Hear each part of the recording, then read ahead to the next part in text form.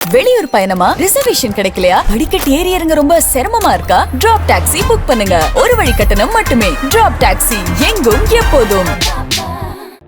தமிழனின் இந்த எழுச்சி பயணத்தில் இன்று கரூருக்கு போகின்ற வழியில் எட்டரை கிராமத்தில் நடந்த கிராம சபை கூட்டத்தில் இங்கே கிராமத்து மக்கள் பல்வேறு கோரிக்கைகளை வைத்திருக்கிறார்கள்.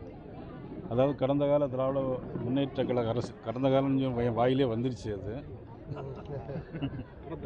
ஆமாம், திராவிட முன்னேற்ற கழக அரசு ஏற்கனவே வாக்குறுதி கொடுத்திருந்தார்கள், வாழைக்கு ஆதார விலை வாங்கி தருவோம் என்று. அவள் 5 ஆண்டு காலம் ஆகியும் வாழைக்கு ஆதார விலை தரையில் என்று குறை சொல்லியிருக்கிறார்கள். அதே மாதிரி இந்த பகுதி மக்கள் பூ அதிகமாக விளைகின்ற பகுதி. ஆக சில நேரங்களில் அதிகமாக விளையும் போது பூக்களுக்கு விலை இல்லாமல் போகிறது. ஆகவே ஒரு சென்ட் ஃபேக்டரி வேணும் என்று இந்த எட்டரை பகுதி வேண்டும் என்று கேட்டிருக்கிறார்கள். அது மாதிரி இப்போ நெல்லுக்கும் ஆதார விலை வேணும் கேட்டிருக்கிறாங்க. கோதாவூர் கிராமத்தில் மாணவர்கள் வந்து சமுதாய கூடத்தில் இருக்கிறார்கள். சமுதாய கூடம் புக் பண்ணும்போது மாணவர்கள் வந்து வெளியே மரத்தடிக்கு வந்து வெயிலில் இருக்க வேண்டிய சூழ்நிலை ஏற்படுது. இதையெல்லாம் பள்ளி கல்வித்துறை கண்டுகூட இல்லை என்று குற்றச்சாட்டுகளை சொல்லியிருக்கிறார்கள்.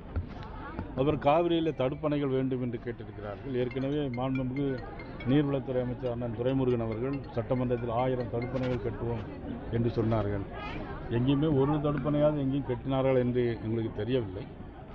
ஆனால் காவிரியில் நிச்சயமாக தேசிய ஜனநாயக கூட்டணி ஆட்சிக்கு வந்த பிறகு, ஏன்னா இனிமேல் கால அவகாசம் கிடையாது, இனி பணம் சாங்ஷன் பண்ணி அவர்கள் கட்டுவதற்கு வாய்ப்பே கிடையாது.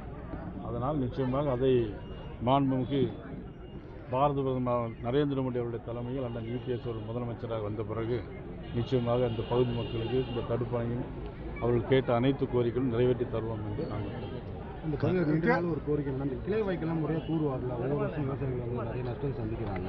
பல முறை கோரிக்கை அதிகாரம் கண்டுக்க மாட்டேன். இல்லை, நிச்சயமாக அதான் அந்த அரசு வந்து முதலமைச்சர் வந்து அவர்கள் எதையுமே கண்டுகொள்ள 4 வருஷம் எதையுமே கண்டுகொள்ளவில்லை.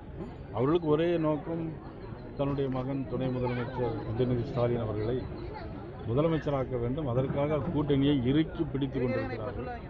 அது எந்த அளவுக்கு அவர்கள் வெற்றி பெறப் போகிறார் என்பதை மக்கள் தீர்மானிக்க வேண்டும். தேர்தலில் யாருக்காவது ஓட்டுக்கு பணம் கொடுத்தா தரமான விதைகள் கிடைக்கலன்னு சொல்லி உரத்தட்டுப்பாடு பொறுத்த மட்டும் மத்திய அரசு சம்பந்தப்பட்ட வேலைகள் அனைத்தும் முடிந்து தேவையான உதவிகளை மத்திய அரசு செய்து கொண்டிருக்கிறது. மாநில அரசு அதில் அதிக கவனம், வேளாண்மைத்துறை அமைச்சர் அதில் அதிக கவனம் செலுத்த வேண்டும். விதைகளை, தரமான விதைகளை உருவாக்குவதற்கு அவர்கள் ஏற்பாடு செய்ய வேண்டும் என்று கேட்டுக்கொள்கிறேன். மாநகராட்சியை மாற்றக்கூடாது அப்படிங்கிற ஒரு கோரிக்கை வந்து அதிகமாக இருக்கு. கிராம சபை கூட்டங்கள்ல அதிகமாக